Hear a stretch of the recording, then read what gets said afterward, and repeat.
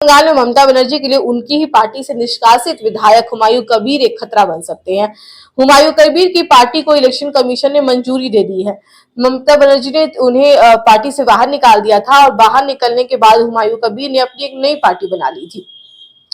उनकी पार्टी को election commission से मंजूरी मिल गई है, यानी अब वो आने वाला विधानसभा चुनाव लड़ सकते हैं और विधानसभा चुनाव में वो टीएमसी को सीधी सीधी टक्कर देने वाले हैं। आपको बता दें कि हुमायूं कबीर वही विधायक हैं जो पश्चिम बंगाल के मुर्शिदाबाद जिले में बाबरी मस्जिद का शिलान्यास कर चुके हैं और उन्होंने कहा है कि अयोध्या में जो बाबरी मस्जिद ढहाई गई थी उसी के ढांचे पर हम ये मुर्शिदाबाद के बेलडांगा में बाबरी मस्जिद बनवाएंगे।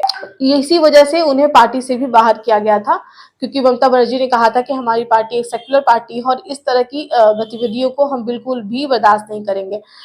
पार्टी से बाहर होने के बाद हुमायूं कबीर ने अपनी नई पार्टी बना ली। उन्होंने अपनी पार्टी का नाम जनता यूनियन पार्टी रखा था, लेकिन इलेक्शन कमीशन ने इस नाम को मंजूरी नहीं दिया और अब उन्होंने नाम बदलकर आम जनता यूनियन पार्टी रख लिया अपनी पार्टी का नाम। ये भी खबर आई थी कि ओवैसी के संग वो गठबंधन कर सकते हैं, लेकिन अभी फिलहाल इस पे कोई मुहर नहीं लगी है। हुमायूं कबीर ने ये कहा है कि वो न तो टीएमसी के साथ जाएंगे और न ही बीजेपी के संग जाएंगे। वो अकेले ही चुनाव लड़ेंगे और अगर कोई छोटी पार्टी चाहती है तो उनके संग गठबंधन कर सकती है।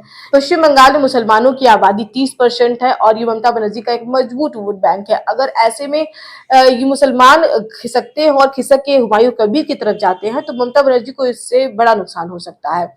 वहीं कांग्रेस भी अकेले विधानसभा चुनाव में अकेले चुनाव लड़ेगी। कांग्रेस किसी भी पार्टी के संग गठबंधन नहीं कर रही है। पिछली बार लेफ्ट के संग मिलकर के कांग्रेस जो है चुनाव लड़ी थी, लेकिन इस बार कांग्रेस अकेले लड़ रही है, तो यहाँ कांग्रेस भी कुछ वोटों को खाएगी। इसका असर टीएमसी पर नजर आ सकता है। वहीं अगर हुमायूं कबीर अगर ओवैसी के संग गठबंधन करते हैं तो उनका ये जो धड़ा है वो और भी मजबूत हो जाएगा।